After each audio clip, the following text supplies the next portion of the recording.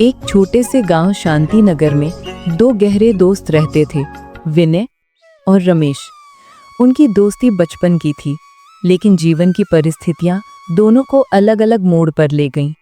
यार रमेश, पिछले 2 महीनों से नौकरी नहीं मिल रही। हर जगह से निराशा ही हाथ लग रही है। अरे भाई, उदास क्यों होता है? चल मेरे समोसे के ठेले पर आजा। मेरी आलू समोसे की दुकान खूब चलती है। मेरे काम में हाथ बटा दे, तुझे दिन की मजदूरी भी मिल जाएगी। तेरे ठेले पर?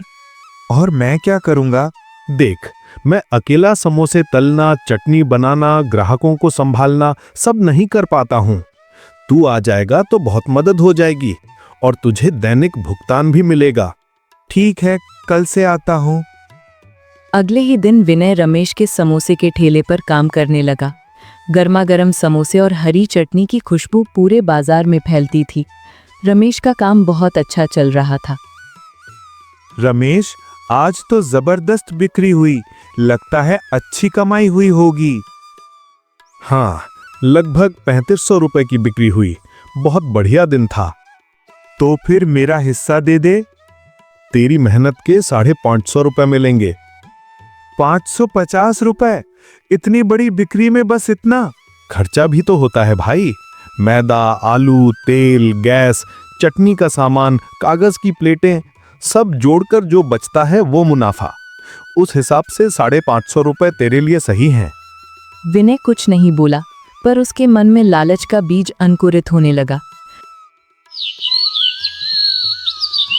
अगले कुछ दिनों तक यही चलता रहा और उसकी नजर अब रमेश के मुनाफे पर थी। रमेश, अब मैं तेरे साथ काम नहीं करूंगा। क्यों भाई, कोई दिक्कत है क्या? नहीं, बस अब मैं खुद का समोसे का ठेला लगाऊंगा। खुद का? लेकिन तुझे समोसे बनाने का पूरा ज्ञान है क्या? हाँ, तेरे साथ काम करके सीख लिया हूं। विनय ने अपने बचाए हुए 8000 रुपए लगाए और रमेश के ठेले से थोड़ी ही दूरी पर अपना ठेला लगा दिया।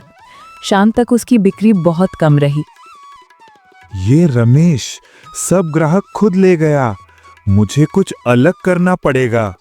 अगर मैं रमेश के धंधे में कोई बड़ी गड़बड़ी कर दूं, तो सारे ग्राहक मेरी तरफ मुड़ जाएंगे।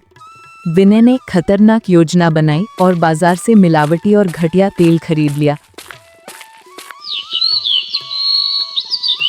अगले दिन वो रमेश के पास गया। रमेश भाई, यार तेरी चटनी का स्वाद लाजवाब है। जरा सिखा दे, क्या खास चीज डालता है तू? अरे इसमें क्या है, चल मैं तेरे ठेले पर चलकर बताता हूँ। जब रमेश विनय के ठेले पर चटनी के नुस्खे समझा रहा था, उसी समय विनय चुपके से रमेश के ठेले पर गया और चालाकी से रमेश के तेल के जार में वो घटिया तेल मिला दिया। रमेश, आज तुम्हारे समोसे का स्वाद बहुत कड़वा लग रहा है। तेल जल गया है क्या? नहीं भाई, तेल तो नया डाला था, मुझे समझ नहीं आ रहा। अगले दिन भी यही हाल रहा। समोसे का स्वाद इतना खराब था कि ग्राहक बिना खाए फेंकने लगे। वहीं दूसरी तरफ विनय के ठेले पर अब भीड़ लगने लगी थी। विनय, तुम्हारे समोसे अच्छे हैं, लेकिन रमेश के समोसे को क्या हो गया है? जबान पर कड़वा स्वाद छोड़ रहे हैं। हाँ भाई, मैंने भी सुना है। हो सकता है वो घटिया तेल इस्तेमाल करने लगा हो। पता नहीं, लालच में कुछ भी कर सकते हैं। रमेश का धंधा तेजी से गिरने लगा और जल्द ही उसे अपने ठेले का सारा सामान बेचना पड़ा। वो बर्बाद हो गया। देखा रमेश, लालच ही इस दुनिया में सबसे बड़ी चीज है। लेकिन लालच की इस सफलता की कीमत थी। ज्यादा मुनाफा कमाने के लिए विनय भी घटिया मसाले और पुराने आलू इस्तेमाल करने लगा। विनय, तुम्हारे समोसे में पहले जैसी बात नहीं है। अब तो स्वाद घटिया होता जा रहा है। आप लोगों की जुबान ही बदल गई है। मैं तो वही चीजें इस्तेमाल कर रहा हूँ। धीरे धीरे ग्राहक विनय के ठेले से भी दूर होने लगे। लोग अब दोनों दोस्तों को लालची समोसे वाले कहने लगे। एक दिन रमेश को अचानक याद आया कि विनय उसके ठेले पर तभी आया था जब समोसे का स्वाद बिगड़ा था। रमेश गांव के चौकीदार के पास गया। साहब, मुझे लगता है मेरे दोस्त विनय ने मेरे तेल में कुछ मिलाया था। मैं अब बर्बाद हो गया हूँ। चौकीदार को शक हुआ और वो अगले दिन सादी वर्दी में विनय के ठेले पर आया। भाई एक समोसा देना। वाह, तुम्हारा धंधा तो खूब चल रहा है। सुना है रमेश का काम अचानक खराब हो गया, उसे क्या हुआ? पता नहीं साहब, शायद उसने खराब तेल इस्तेमाल किया होगा। मैंने सुना था कि तुम दोनों में थोड़ी अनबन चल रही थी। क्या तुम उसके ठेले पर गए थे? नहीं, मैं क्यों जाऊंगा। विनय डर के मारे रात भर सो नहीं पाया।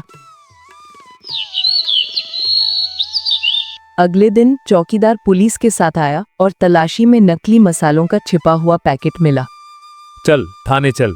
तुमने ना सिर्फ रमेश को धोखा दिया बल्कि लोगों को भी घटिया समोसे खिलाए। थाने में विनय ने फौरन रमेश के पैरों में गिरकर माफी मांगी। रमेश, मुझे माफ कर दो। मैं लालच में अंधा हो गया था। तुम्हारी मेहनत की कमाई देखकर मुझे ईर्ष्या होने लगी थी। रमेश, इसने तुम्हारे साथ जो किया उसकी सजा इसे मिलनी चाहिए। साहब, मैं इसे माफ करता हूँ। इसने जो किया उसकी सजा इसे मिल चुकी है। लालच की आग इसे अंदर से जला चुकी है। मैं चाहता हूँ इसे छोड़ दिया जाए ताकि ये एक बेहतर इंसान बन सके। अधिकारी रमेश की महानता देखकर हैरान रह गए। विनय को पुलिस ने छोड़ दिया। अगले दिन वो टूटा हुआ रमेश के पास गया। रमेश, क्या तुम मुझे एक और मौका दोगे? मैं फिर से तुम्हारे साथ काम करना चाहता हूँ, पूरी ईमानदारी से। ठीक है विनय, लेकिन याद रख, अब समोसे के स्वाद से ज्यादा ईमानदारी बेचनी है। दोनों ने फिर से मिलकर समोसे का ठेला लगाना शुरू किया। विनय ने लालच छोड़ दिया और अपनी सारी मेहनत काम में लगा दी। आज लोग उन्हें समोसे वाले दोस्त कहते हैं, जिनकी कहानी बताती है कि मेहनत की कमाई ही सबसे मीठी होती है और लालच की राह हमेशा कड़वाहट पर खत्म होती है। तो दोस्तों, कैसी लगी आपको ये कहानी? अगर कहानी आपको पसंद आई हो तो वीडियो को लाइक करिएगा और हाँ, चैनल को सब्सक्राइब भी करें। धन्यवाद।